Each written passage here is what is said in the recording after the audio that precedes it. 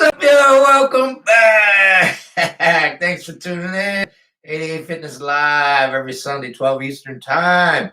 Today we're talking about breaking through plateaus while your lift's stalled and how to fix it. Yes. But first, Camille's got some updates for you. I do. He's funny. So the reverse diet's going pretty well. I was up 1.2 pounds this week. It's all within reason, only a few pounds off from that stage weight still. I've definitely noticed an improvement in all of my lifts. Like I'm finally back to starting a PR of where I was like early July. So that's exciting news for sure. How's your diet going this week? Good. The deficit all week felt great. Felt a lot better on my body. I feel a lot better. I look a lot better in my opinion anyways. But we lost a pound. We're overdoing it on the weekend. We're not overdoing it. What's the word? Not at a deficit on the weekend. Yes. So Saturday and Sunday I'm eating. Yeah. Monday, tomorrow we'll reel it back in because I was getting too big too fast. Yeah. Unfortunately, I cannot go a whole weekend kind of not at a deficit. I can give myself a day, maybe two. So today I have to reel it in. And it's always hard, I think, the day after eating a surplus. Like I eat close to 3,000 calories on my Saturday to eat. So, dumping those out and going back to like 1,600 or so for a couple of days is always tough. It is tough to reel back in. Eating's fun. It feels good. Everybody likes to eat. That's human nature. You just got to reel it back in when it's time to reel it back in. Big T's on. Hey, what's up, Big T? Welcome back, baby. Yeah. And I dropped a link for you guys. Photo Jeff on. What's up, Photo Jeff? Get it back. Welcome back, baby. If you haven't checked out the apparel store, definitely take a look at that. Check it out. The link's right there in the chat for you guys. So you can get your own Muscle Man tee like James is wearing, or one of the ladies' tanks like I'm wearing. Yeah. So definitely check it out. Native Grit's back and Fallen Angels back. Welcome back, yo.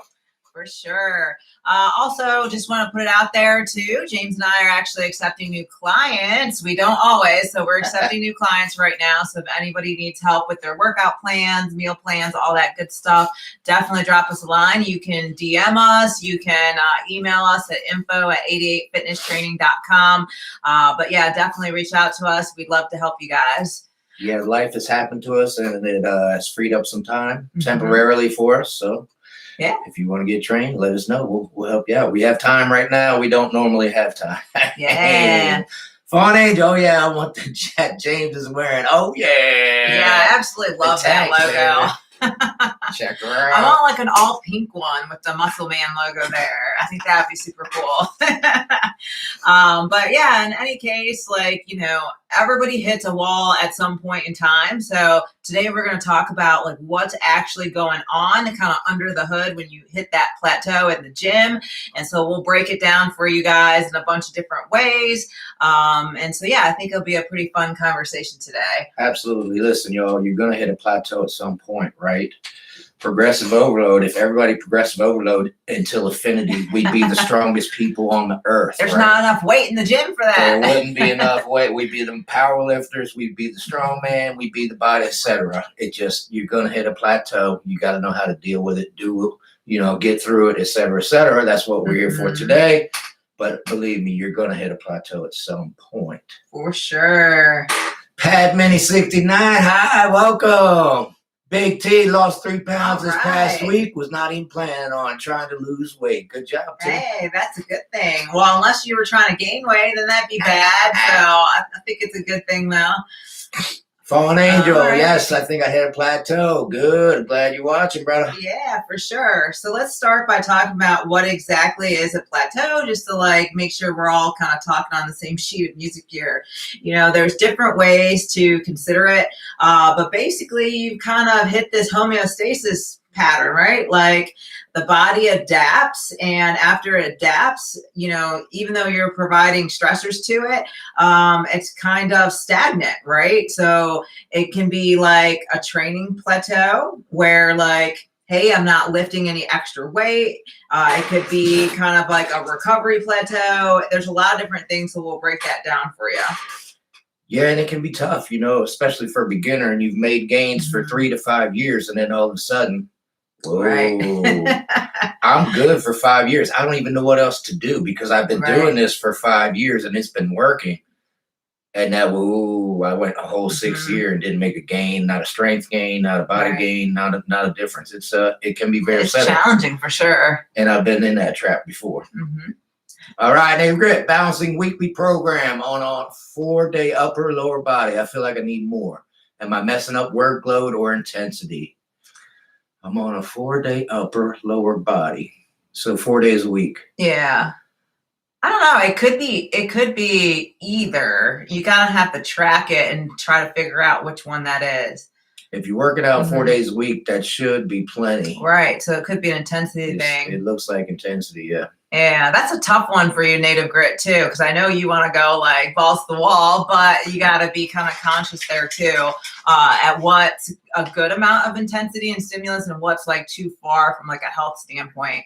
So I think that makes it challenging. If you have any kind of heart issues, always err on the side of caution. Yeah, for sure. It's not worth that. Yeah. So when it comes to kind of homeostasis, that's really what's called like the specific adaptation to impose demands. So the more you kind of show your body a stimulus, it's going to adapt over time, and it's going to need some type of new adaptation in order to continue to progress. So if you're someone that's going into the gym and you're hitting the same weights over and over and over again, well, your body's already adapted a long time ago. You are efficient at that weight. So you have to increase or add reps or something to adapt again. And we've all seen this, y'all. I mean, I've told this story many times. A group of gentlemen came in, not only do the same weight, they did the same workout for 10 years. All the staff that had been at Gold's Gym for a while sees these 3 gentlemen coming in. They go to chest day today, up leg day today, shoulders today. And they have decent physiques. But in that 10-year window, they didn't change a weight, y'all. And we could tell you what weight they were going to use, what exercise they were going to do, what order their exercise were going to be in. Right. Because they did the exact same thing, same weight, same everything. Yeah. Aileen's back. What's up, Aileen? Welcome back. Hamstrings feel good, brother. Everything's feeling good right now. I hit 365 on the bench the other day, which is heavier than I've gone in a long time. Shoulders hanging out. Feeling good, so hopefully, knock on wood, I can stay healthy. Everything feels good, and I get the weight going again, baby. For sure, for sure. So let's talk now about the 5 like main reasons, at least from my perspective, that people stall with their lifts. First and foremost, it's the lack of actual progressive overload. And I'm curious. I want you guys to put a flexing emoji in there if you actually have a logbook or an app and you track your lifts and like what weights and reps. And you should be. Yeah. If you're listening to us, I hope you guys are. So go ahead and drop that flexi emoji in there if you're tracking your progressive overload. Dave and Buster's back. Welcome back, Dave. Photo Jeff's tracking. We got at least one. Hypertrophy requires progressive overload and progressively adding more and more mechanical tension. We're going to get way into that when I launch my hypertrophy series, but without that constant overload, you're not going to see that myofibrillar response and that protein synthesis. It's going to fall short and stay at a baseline, you guys. Yep. So Aileen even tracks his half reps, he says. I love that. That's fantastic. I love that. Aileen. Native Grit's got a log book. Let's go, baby. Who else got the log book? It is necessary. Yeah. The other thing I think people like fall short sometimes is with how much they're trying to progressive overload at a time. Like you can add micro loads, you guys. I've seen weight plates from an Olympic barbell at 2.5 pounds. So you don't have to be jumping by 45s, and you don't have to be jumping even by 10s or 25s. Like, go ahead and put that little micro load on there, and that can be a progressive overload. 100%. Native Grit hit a 30-pound PR on the bench. Way to go, baby. Ooh, that's huge. Dave and Buster, Boost Camp. I'm assuming that's Appy tracks. Okay, nice. Fantastic. Yeah, I've never heard of that people one. Tracking. That's great. I know. Keep putting those flexi emojis in there if you track your progressive overload, guys. I don't think this is in our 5 reasons, but your rate of perceived effort should be in there as well. Because most people think they're working hard when they're not. Yeah, For sure. So yeah, don't forget, like you can actually add micro loads. You don't have to jump up by big plates, but you absolutely have to track your progressive overload, because if you're not, you're guessing every time. Nice. You might think you hit a plateau, but you really didn't, because you're not consistently lifting the same weight. Aileen's got 2 pound magnet weights. Nice. That's fantastic. That's easy. Just clip them on there. Fantastic. Big T, my deadlift max went from 375 to 410. Way to go, Big T. That's huge. I like it, guys. Moving that weight, baby. Another thing too is like tempo control. So like, let's say you feel like you're stuck. Well, you could try staying at that same weight, but controlling the tempo, and that will add more tension to it as well, because you're more time under tension. And you can also like experiment with like your range of motion stuff too. So these, in my opinion, are all like kind of micro loads. It's ways to progressive overload without like actually putting lots and lots of weights on there. Yeah. So all things to think about. Will Clackett, welcome, Will. As an intermittent, intermediate beginner, I thought lowering exercise and weight was just a normal thing everyone did. It is not. I wish it was. They like, should. Can we make it normal, you guys? Like, I love it when I see someone at the gym actually taking the time to log what they're doing. Yeah, I don't care if it's a book. I don't care if it's an app in your phone. I don't care. And we said this. If you've been watching, you've heard this. It will call you on your BS. Yes, it will. I'm tired. I don't feel good. BS. This is the weight you're lifting. I don't care how you feel. This is the weight you're lifting, because that's what's in your book. Yeah, for sure. So another reason, number 2, that people start to plateau is too much volume. So this is kind of what Native Grit was getting at. When you train with too much volume, you start to accumulate a lot of fatigue, you guys. Like your central nervous system can only handle so much. So you're going to start to spike those cortisol levels. You know, too much volume and fatigue also can suppress testosterone production and glycogen synthesis and all that. So it's really not a good thing to accumulate fatigue in that way. So yeah, that's another reason that someone could be stalling in their lifts at the gym. Yeah. I mean, if you got a lot of volume, I really have to question how hard you're going. You know what I mean? If you could just keep going hours on end, how hard are you going? Right. And it's never about how much you do. It's how hard you do it. Yeah. So maybe if you're one of those people that have been training high volume for a long time and you feel stuck, maybe like pull, I don't know, 20% of your sets back for a week and just train with a little less volume and see if it like helps you punch past that like performance stall. Because it might, for sure. Take all your lifts and put the 2 pound magnets on. I love that. Whatever your max weight was, go in this weight this week and put the 2 pound magnets on each side and lift that weight. There you go.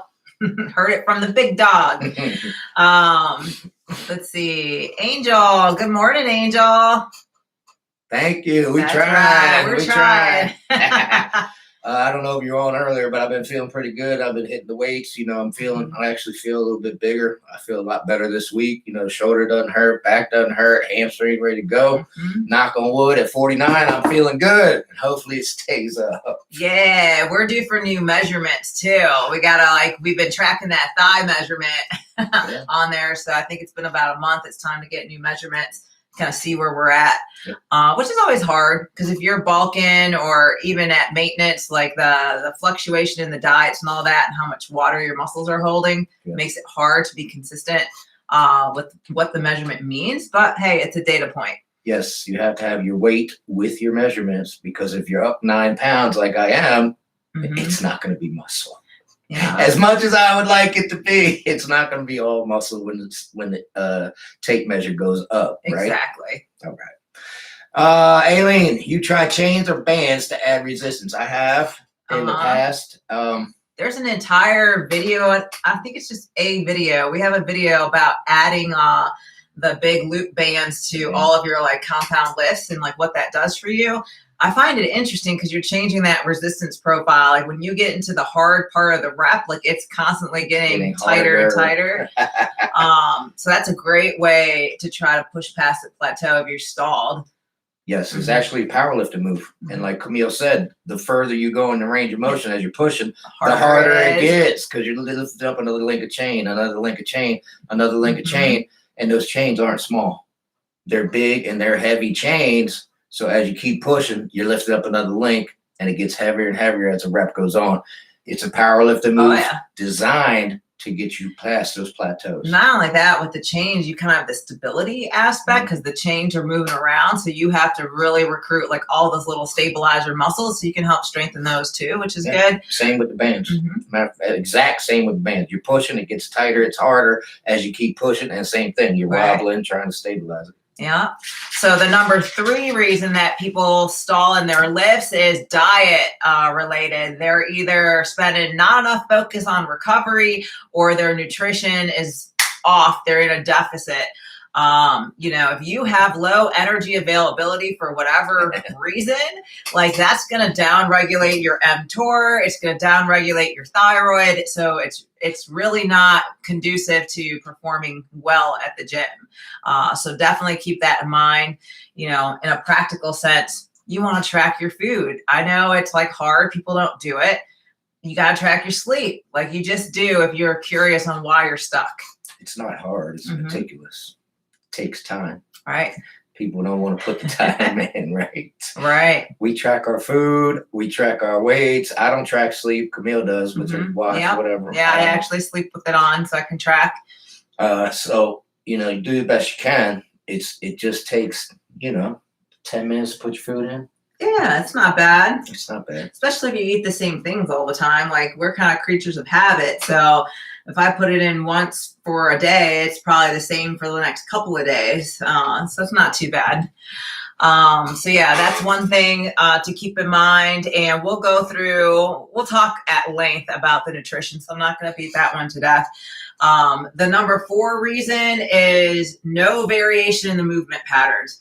Actually, this one's pretty rare because of the way like all the influences are on social media. People are always trying new exercises or hacks, if you will, to build muscle. Most people are not like just doing the same lift for months and months on end, unfortunately. The boring reality of bodybuilding is you stick to the compound moves. You lift the weights. It's boring. It works, but it's boring. Everybody wants a shortcut. Everybody wants a hack. So, I got this new thing. Check it out. Oh, I'm going to try it out. Yeah. So, yeah, actually, let me rephrase it. I would say number 4 reason is too much variety in your lifting patterns. I'm going to quote Mike Menser. Your muscle cell does not have a brain. It does not need to be confused. It needs to be overloaded. So the whole, body confusion, change your training every week, etc. Doesn't need to be confused. It needs to be overloaded. Yeah. Native Grit, have you added any new exercise to your program lately? Hey, we just got that. I made a 0 bench to hook up to my cage, and I'm really liking the barbell 0. Outstanding. That's good stuff. Yeah, I like that. They're not new, but I'm gonna put rack pulls back in this week since my back. Yep, my back and my hamstrings feeling good. So I haven't done them in a couple weeks because of some injuries, some tweaks, but they're going back in. So rack pulls will be back in. Yeah, I recently added Smith machine shrugs back in versus dumbbells, which is interesting. James will tell you, like, I don't know what it is. Like, I'll unrack it, which is fine, and I'll do my shrugs. But for whatever reason, with the lifting straps on there, I cannot relatch it, and my brain just won't work. Like, instead of just being like, all right, just set it down on the bump stops, I'm sitting there like, help me. And he has to come over and help me rack it. And he's like, just set it down. What's wrong with you? It's a good thing we got a gym out here in the garage, because it'd be a scene if we were in a public gym and she did that. But yeah, so that's the new exercise I put in. I kind of got not stuck with dumbbells. Dumbbells, when I start going over 70 pounds, are cumbersome. So it's a lot easier for me to try to do shrugs with a barbell, especially on the Smith machine. So, because you're kind of locked into that frame of motion. So that's my new one. I like them both. Native Grit, I like cable shrugs more than dumbbell. Interesting. You do them two-handed or one on on a barbell or two separate handles? I think two separate handles going like this. I think you even filmed a short not too long ago that was like a cable shrug. It's a really good one. Yep, I like I like that as well. Gotta film that. Next so time it crazy. happens, I'm gonna grab my camera or my phone and start filming. Listen, y'all, I like did what day was that? Saturday or Friday at Planet Fitness.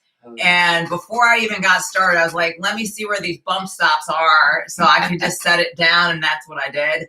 But yeah, the first couple of times I put that in there, it was an embarrassment. Native grit, two separate. Yep, that's the way I like to do them too. If I'm going to do them cable, two different handles. And then the fifth reason that people kind of stall is really poor execution of the exercise or their focus drifts. And I'm guilty of this, you guys. Like sometimes I'll be mid-set and I'm just off there thinking about something completely different. And let me tell you, you're not going to PR if you're thinking about something other than that lift. So if that is you, like take a time out, walk away, like refocus yourself and come back to that lift or try again. 100%. You know, I finished Mike Mentor's book again this week, and there's a chapter in the back says you're going to lift it with your willpower. If you're distracted, you're not going to tap into that grit, that will, to will that weight up with your mind. It starts right here. And if you're not focused, you are not going to lift that weight up. We're talking serious weight. We're talking PRs here. It's weight you haven't been able to do yet. And believe me, if you are distracted, you will not tap into that willpower. For sure. Dave and Buster, I started on my bench press, so I switched to old school pec deck. Nice. Shortly after, I started making gains on the deck. Then I checked my bench press, and I was pushing more weight. How you like that, baby? Nice. We haven't got there yet, but yes, that is one way to get past the plateau. Very good, David. All right, so let's all actually talk about how do we fix these. And Native Grit says, if I don't pay attention, I feel like I'm pushing off more on one foot on deadlifts. Yeah, you'll actually kind of notice that hip shift or weight shift there. Careful with that. James, anytime I'm lifting and struggling with those last few reps, I always visualize you behind me telling me to keep pushing Big T. That's right. Yes, sir. I love it. Get it, T. So yeah, in terms of strategies, we've got about 5 different strategies for you to take a look at. Like one is if you really are thinking you're fatigued or doing too much volume, taking like a deload week to kind of reset yourself can be helpful. James and I don't really truly believe in like full deload programming per se, but we will take time off. Like you'll see us maybe, I don't know, lift lighter and more volume, or go on vacation and not lift for a few days when we're feeling fatigued. But in terms of like scheduling it, I try not to like schedule it per se. If I'm making gains in progress, I'm going to keep on making gains in progress. Yes, agreed. And if you're overtrained, your body's going to tell you. The first thing you do is take a week off. Don't even go to the gym. Don't do cardio. Recover the entire week. If you go back to the gym and you're not stronger, you weren't overtrained. It was something else. Yeah. I mean, if you're for sure like feeling that systematic like fatigue, then doing any training doesn't really make sense. Like we want to reduce all of that and kind of restore all your baseline hormone levels and, you know, let any of that muscular fatigue, ease up. So why would you go and actually lift anything? Yeah. And believe me, if you're overtrained, you're going to know it because I've been there before too. For sure. Kind of was mentioning this, and the second thing you could try is like change your rep schema, guys. Like, or do like an undulating thing. So I do that a lot. James is like, what are you doing? But like sometimes I'll go and do like 14 to 15 reps, and other times I'm doing lower, like that 6 to 8 range. So my program kind of undulates like this. So I'm not kind of burning out. And it is hard. Like I do have to track the progressive overload in both rep schemas, because obviously if I'm doing 14 reps versus 6 to 8, it's a lot lighter of a weight. So undulating, that's a good word. Undulating. The other thing you could do is kind of like periodization. You could plan for this. Again, I don't recommend that If you're making gains, keep making gains. Yes. You take the rest when you hit the plateau. I mean, that's part of it, right? You don't need to schedule that. Your body's going to tell you. Yeah. Some people will like program strength blocks in there, which I think is fine. If you want to go like several months, 8, 12 weeks, and then do like a short strength block, I think that helps because hypertrophy kind of follows strength, right? Like if you're improving your strength gains over time, you're going to improve your hypertrophy gains. 100%. That's why you progressive overload. It's strength gains. Your gains will follow your strength. It doesn't work the other way around, right? You're going to lift, you're going to get weaker and get bigger muscles? No. You get stronger and you get bigger muscles. Yeah. The other thing too, you want to use some of those like intensifying techniques sparingly. I see a lot of people where, every other exercise on that day is a drop set or it's a superset or it's whatever. Like these are intensifying techniques. Like if you're doing them every single exercise on that day, like you're creating too much damage, too much fatigue. So of course you're not going to keep PRing. What's the word? You're going to tax yourself. Yeah, you're going to be taxed. That is like our word of the weekend, you guys. All day we've been running around like, I'm feeling taxed today. So yeah, just keep that in mind. Like a drop set should really be like the last kind of thing that you do for that muscle group, or very much so towards the end after you've already hit your heavy, big lifts. So definitely keep that in mind. And then if you're not, recovering, you need to take a look at that. So, write it down or track it some kind of way. Like, are you taking time to recover? Whatever that means for you. It means different things for different people. Maybe it means like trying to get more sleep. Maybe it means doing less social activities so you're not like up and about everywhere all day long. So lots of different things there. That's a very good point. I'm pretty tired today. I'm actually not even feeling very good. And I went to leave to go for a hike. I had a client cancel, so I had time to kill. Camille was working. I was bored. Drove 15 minutes and the roads flooded. I said, well, there you go. There's your sign. Go home and rest. Yeah. You're already tired. You don't feel that great. What are you doing going for a 5-mile hike? Just go home and relax. Yeah. Like another example is I was supposed to train legs like Saturday morning, but Friday I was out with our daughter at a spooky ladies night out all night. And like, I was tired. I knew training performance was going to be crap, So I was like, you know what? Let me go ahead and just push that to Sunday. And of course it went a lot better. I wasn't taxed. I was feeling good. And so I hit all my PRs that I needed to for the big lifts. So good thing. Aileen, when I plateau, I switch my focus on different muscle group. Like now it's legs. Get some, Aileen, baby. I like it. I need that thigh measurement. See where we're at. I don't even know what our goal is. Do we have a goal for that measurement? As big as possible. Big games. Big games. I want those Ronnie Coleman quads or something. So constantly need to reevaluate. She's got the goal. There you go. He's got the goal. I like it. Where are we at right now, Aileen? Put that in there. So those are 5 ways to kind of fix your framework, if you will, to break past that plateau. 25. Okay. So yeah, you've got like a deload. So take an intentional pause, or lower your volume specifically, to try to bust past that plateau. You can change the rep schema. You could do like something undulating, like I was talking about, where sometimes I'm doing higher reps, sometimes lower reps. You can purposely, switch out the training blocks to introduce like strength blocks in there, which will help push past the plateau. And then again, make sure those advanced intensifying techniques, the supersets, pyramid sets, all of that, they're sparingly because they do tax you. And then make sure you're reevaluating recovery and what's going on with that constantly, you guys. And file your rate of perceived effort in the trash can. You're not working as hard as you can. Work harder. Yeah. Nave Grant, on my days off from work, I am tired. And I'm tired. I want to stay in bed. I don't go to the basement at 6 a.m. instead of 3 a.m. There you go. Extra 3 hours sleep. That probably makes a huge difference, That's right? fantastic. Yeah. All right, so let's move into kind of nutrition supplements and like the hormonal aspects or factors when it comes to being at a plateau. You have to have energy available, guys.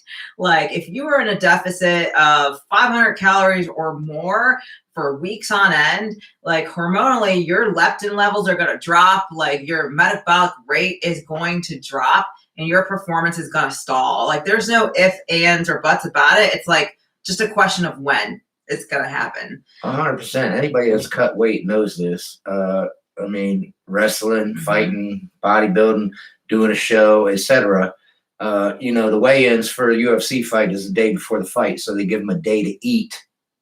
After they cut weight for forever, they give them a day to eat before the fight, so they aren't out there on no calories, no energy, etc.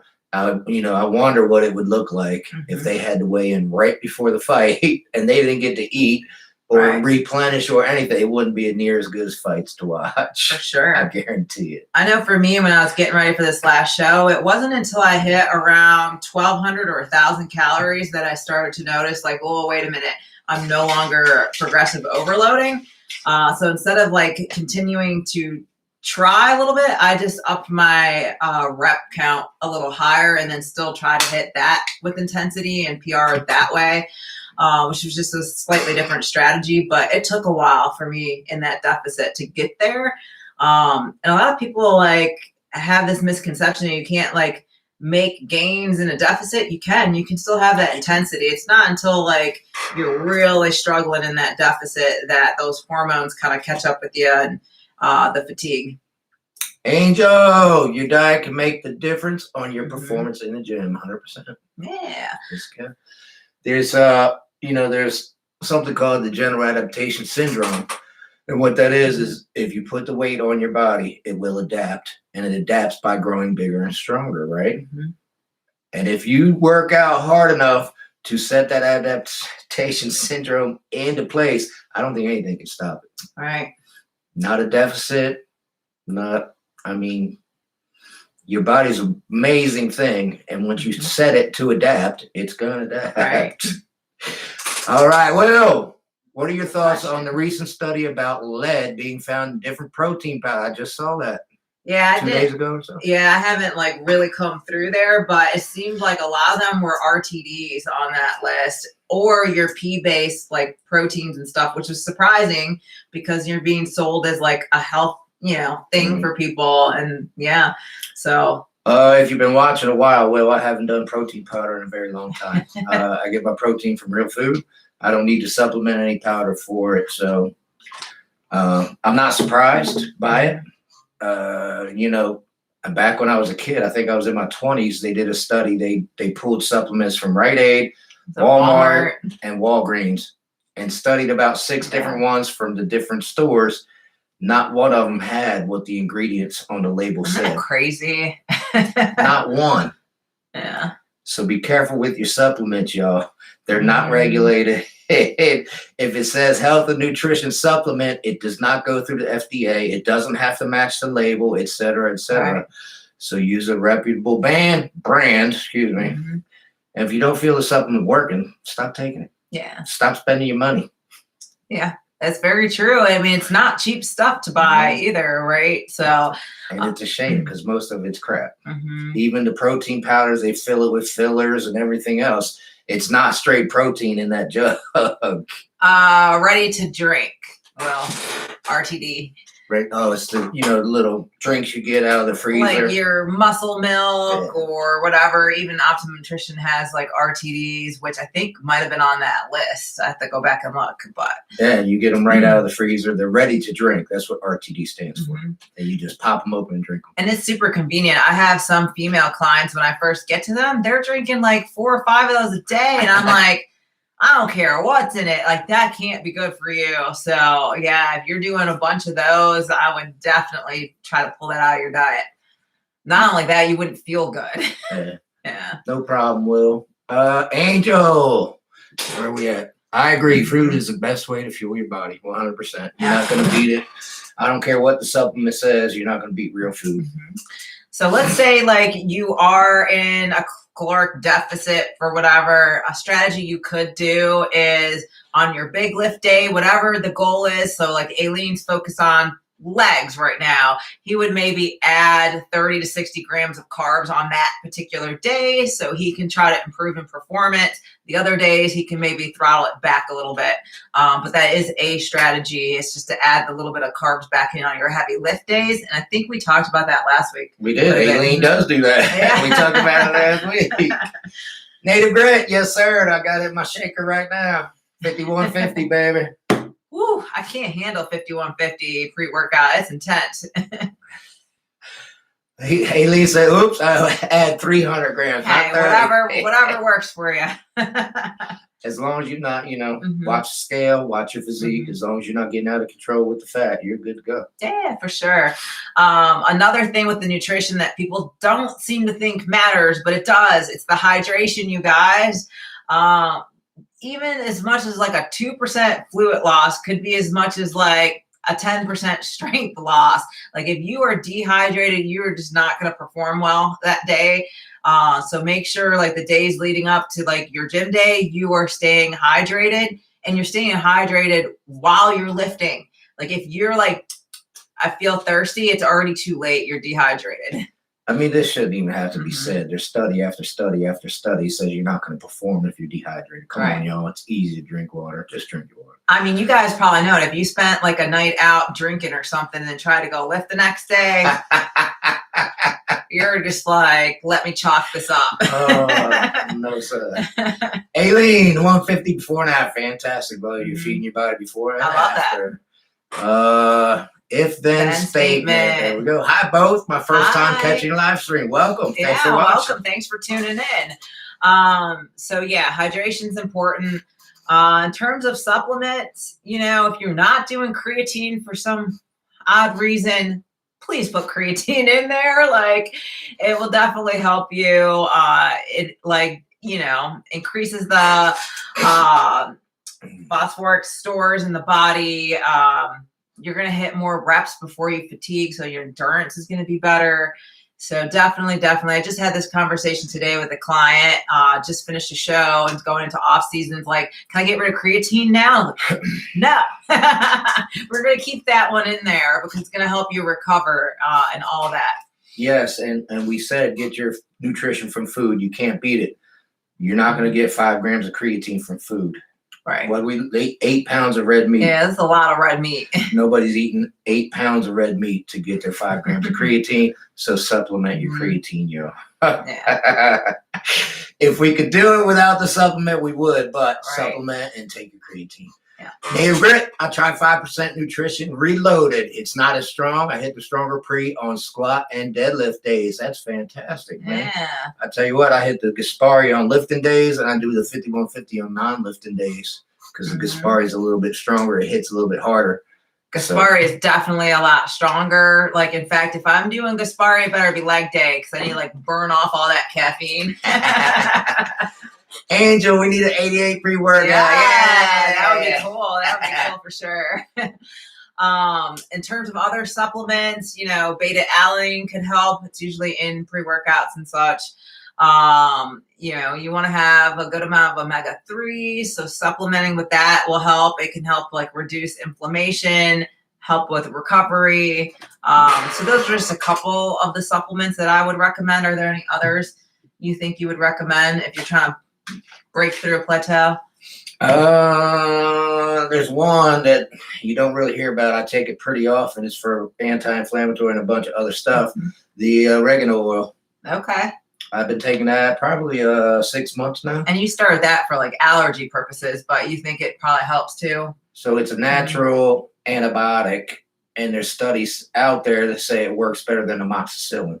Crazy. So if you start to feel a little bit sick and you don't want to go to the doctor, get some oregano oil. It works. It works better than a prescribed prescription. Crazy. to take it. I started taking it because I got the sniffles a little bit, but then I read up and it's anti-inflammatory, all kinds of great stuff from this, but you can't take it. You got to cycle off of it. You can't take it every day forever. So you got to schedule when you're going to take it, when you're not going to take it. So I take it on my lifting days. There you go. I don't take it on my non-lifting days. I see. Aileen says baking soda. Yeah. So if you want to like reduce that lactic acid buildup, or those hydrogen ion buildup, baking soda can help. Again, the beta alanine I was talking about can help too. Baking soda helps with the gut health as well. I've been doing baking soda every other day now, Aileen. I was doing it every day. I went to every other day now. Yeah, where's Dave and Buster at? I'm sure he's got some supplements he thinks helps kind of break past a plateau or help with recovery. So if you're on and you're listening, drop us your recommendations there. I love that you make your own supplements. Yeah. So just a couple like hormonal notes and things to mention, you know, cortisol will wreak havoc on your body. Like if that is way out of whack, like it's gonna hamper the testosterone production for sure. And a lot of that's tied to sleep and stress. So the lack of sleep in there actually will reduce your growth hormone output as well.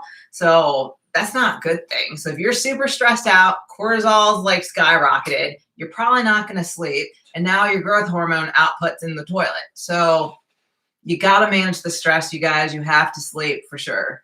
I've said it before. If your hormones are out of whack, you're done. Go get them fixed. You know, and cortisol is a hormone. It's a stress hormone. If it's out of whack, you're done. You're toast. Yeah.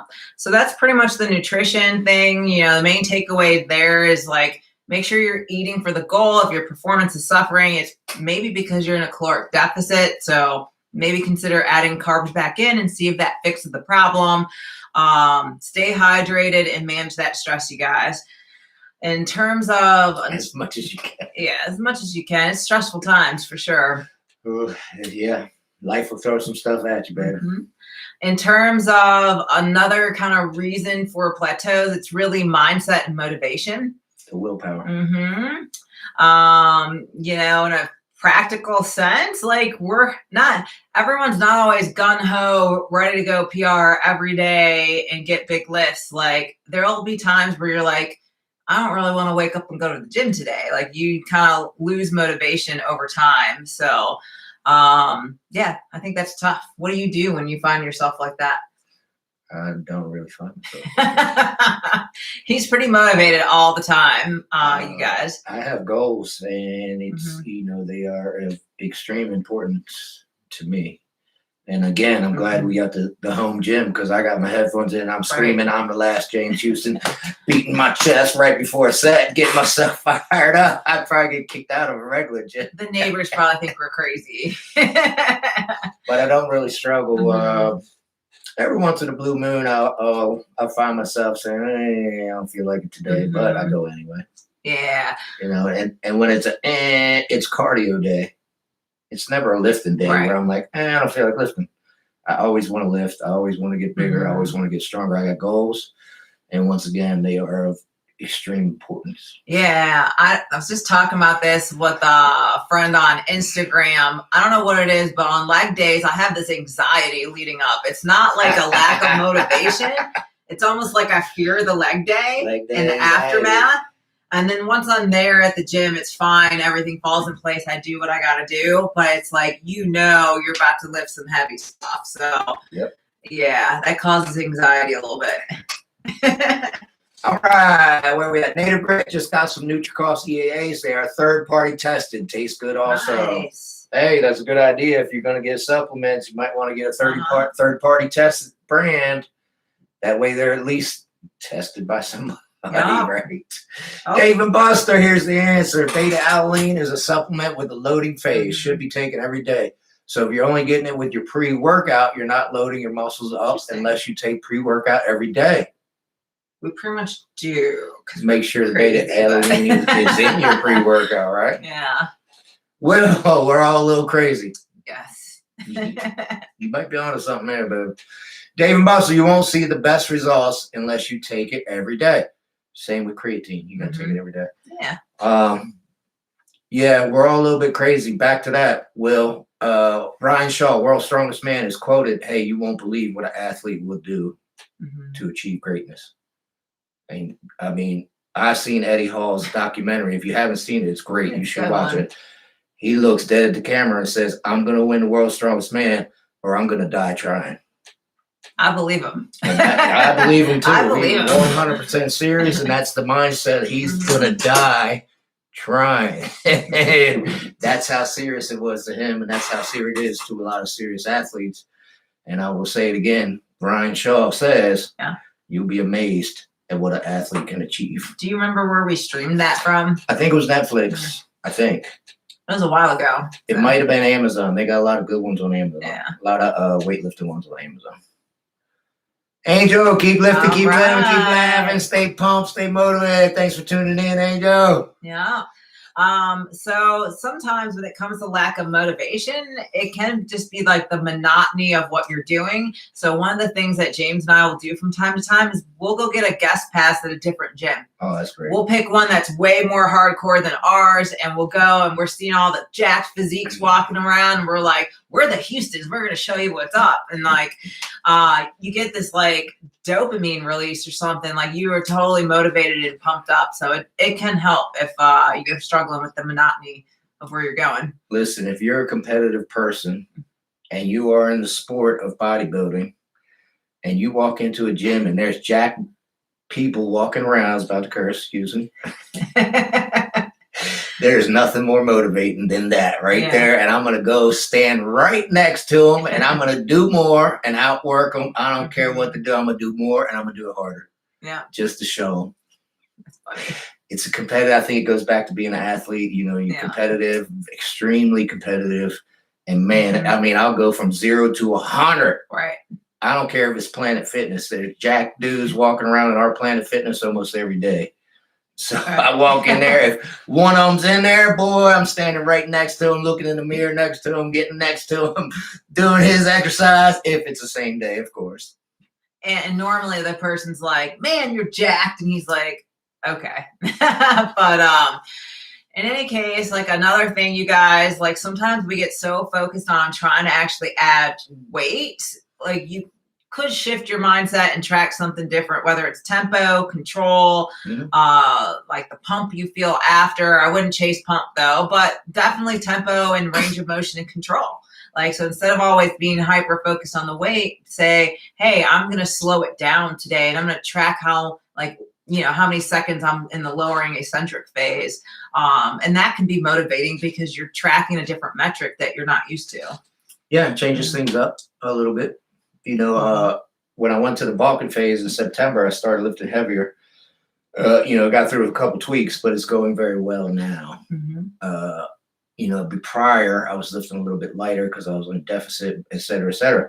And I like the way it's going. You know, like I said earlier, I'm feeling bigger, I'm feeling stronger, and I like the way this is going. I hope to keep it up injury-free once again. Yeah, I think it was like 6 months ago or so, I got stuck on leg curl of all things. And so I said, all right, well, I'm going to track doing like a 1 second pause in the stretch position and kind of set a new baseline for what weights I can do that way. And over time in doing that, it makes a huge difference, like being able to control that weight and pause and then continue on with your set. And so then I went back to the weights I was lifting before, and yeah, I surpassed it. I think I was like at 90 pounds on our leg curl. I couldn't get past it with clean reps. So yeah, it can help. Yeah, not only slowing down your tempo, but an easy way to up intensity is to cut your rest time as well. It's another technique. If you don't want to add a rep or you don't want to add a weight, cut your rest time. It's another intensifying technique. Native Grit, Thursday was a deadlift day. I was listening to some Scottish pipes. Yes! Felt like tearing up stuff. My ancestors must have been with me. Yes! He's got this one song. What song is that? Which one? I don't know. It's like some kind of like battle pipe war song, and I can just hear it like wailing through his headphones, you guys. I'm like, are you seriously listening to that on repeat? AC/DC, Long Way to the Top. It's got a bagpipe solo in it. Every time I see him like on like back day or something, I like walk by him in the gym and I'm like, what is that? Once again, it's a good thing we have our gym here because I will just I'll Google Celtic or Scottish war pipes on YouTube and I'll connect it to the speaker and I'll just crank it up, baby. And you're walking into some Scottish bagpipe war music, and I'm once again saying I'm the last James Houston. Let me get this mother going. And then an hour later, you got 90s hip hop blaring on the speaker. So yeah, our neighbors probably think we're crazy or something. Yeah, it's probably 2 a.m. as well. All right, David, does your pre-workout have 6 grams of citrulline malate? If not, supplement it. The pump aids recovery, letting more nutrients into the muscle. That is correct. Yeah. And that's good. I bet you a lot of the pre-workouts come up short of 6 grams. I'm gonna have to go look now, Dave. That's a good one. Yeah. So yeah, you definitely could do perspective shifts. A plateau's not a bad thing. It's not like it's a dirty word. It's just a feedback loop that it's actually a good thing. It actually means your body's adapted to that stimulus, right? So it means it's time to move on and try a different strategy. So it's not a bad thing. Just keep that in mind, change the mindset a little bit. You just got to figure out how to push past that with one of the techniques that we've been talking about. Yeah. Mm-hmm. Will blast some Tech 9 face off and feel like you can lift a truck on leg day. There you go. Love it, man. You do have to have, music is motivating. Mm-hmm. You get the right song, boy, it'll get something fired up in that brain, get you going. It works. Yeah, if you're not listening to like a paid version of a streaming app and you're trying to do your PR on a commercial, just wait until the next song because you're not going to be feeling it. I can tell you. Wait for the commercial to end, then get it. So we keep getting these like Liberty Mutual ones. And I'm like, okay. It just takes the wind right out of your sails. It really does.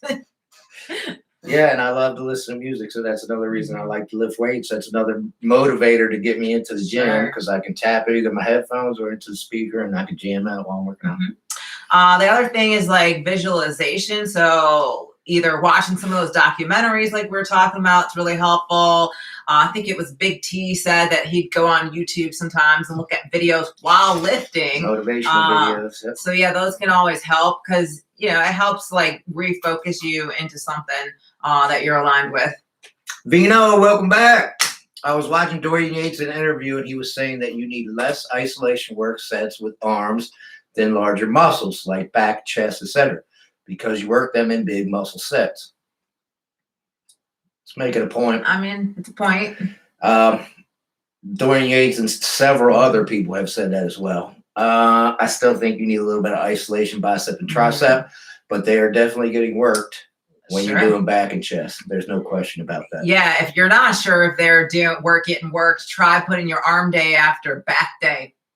And if you can still train arms and do well, something probably didn't go right with your back day. Yeah, you didn't go hard enough.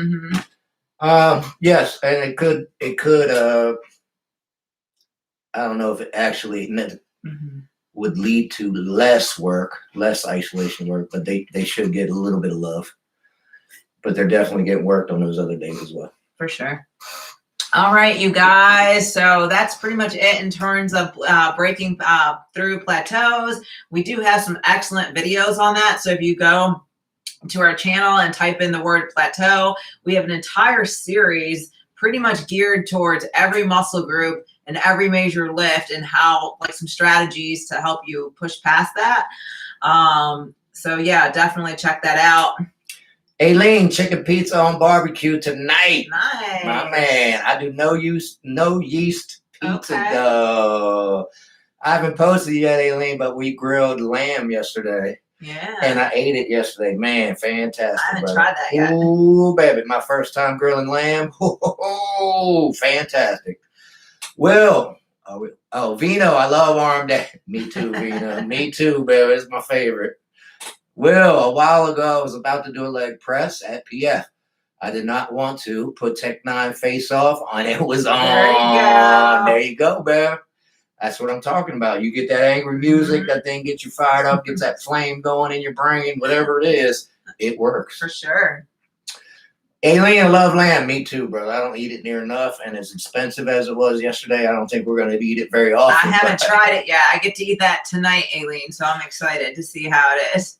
Yeah, I need to get a farm friend with some sheep. I grew up. I actually worked on a sheep farm for a couple years. I wonder if he's still around, still doing sheep. There you go. Maybe I could get a half a lamb from him. You got it. All right, you guys. So in recap, the number one thing you got to do if you have stalled, well, first of all, make sure you're actually stalled. Give it like a good solid 3 weeks. If you're still pushing the same weight, the same reps, and you cannot get past that, then you definitely need to try to figure out and pinpoint why have you stalled. And remember, your rate of perceived effort is crap. Put the weight on there, get a spotter, and see if you can do it, even if you think you can't. Sometimes it's motivating having another person just stand there watching. Like sometimes I'm like, James, come out and watch me lift this. Like just knowing he's standing there, like my effort will be a little greater sometimes. 100%. You know, when I put the camera on, I know it's going to be on YouTube or Instagram, and I know people are watching. That's another motivator. Sometimes I do that with my clients. I'll like up their pin, and then I'm like, this one's on camera. And they'll lift the weight because they're like, oh, I'm being filmed right now. It's funny. Indeed. Where are we at? Well, I appreciate y'all. Have a great and productive week. Lift heavy. Oh, yeah. That's right. Thanks for tuning in. Well, appreciate it. Hey, ladies, sometimes I just need a refeed day. Yeah. Yeah, that comes along with rest day. So today's a rest day and a refeed day for me. So it's definitely a rest recovery. Here we go, baby. Yeah, that's why I say give it 3 weeks. Like that should be enough time for you to figure out, is that really a plateau, or did I need the refeed day, or have my sleep been like off for whatever reason, something's going on. And you got to have that gut busting willpower. Believe me, it is hard. It'll compensate for a lot. Hard work. You got to put it in your head. I'm going to lift this weight no matter what. Yeah. Dorian Yates was mentioned earlier. Dorian Yates will tell you, hey, somebody's got a gun to your daughter's head, and they're going to blow her head off if you're not going to lift this weight. That's extreme. It's extreme, but he's on camera saying, hey, this is what I thought of before my set. My daughter's life is on the line. That's how serious I'm taking this. For sure.